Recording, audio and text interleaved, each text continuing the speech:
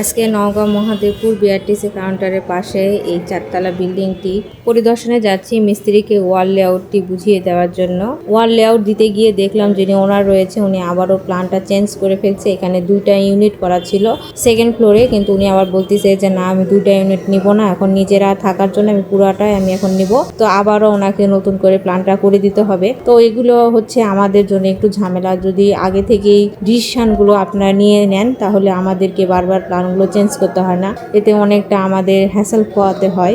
3টা রুম আর সামনে 2টা রুম আর এখানে তো ডাইনিং হচ্ছে।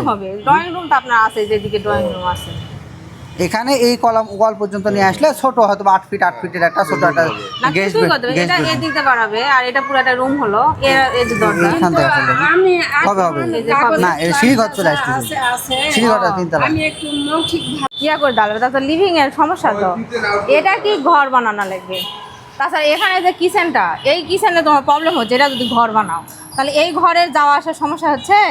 না যদি একটা হয় তাহলে এটা একটা বেডরুম বানাতে পারবেন। আবার এই যে এই রুমের পরে যে স্পেসটা, এটা যদি আপনি বেডরুম বানাইলেন তাহলে আবার এটা বাদ দিয়ে এই কিচেনটা তাহলে একটু বড় করে নিব।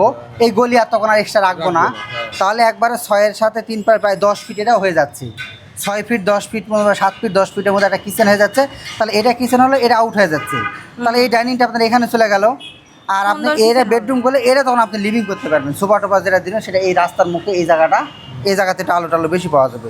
তখন চাইলে আপনার একটা বেড বেশি হবে, 1 2 3 4 5টা বেডরুম হবে তখন। একটা স্টোর রুমের মতো একটা থাকাই লাগবে। ওটা স্টোর রুমের মতো।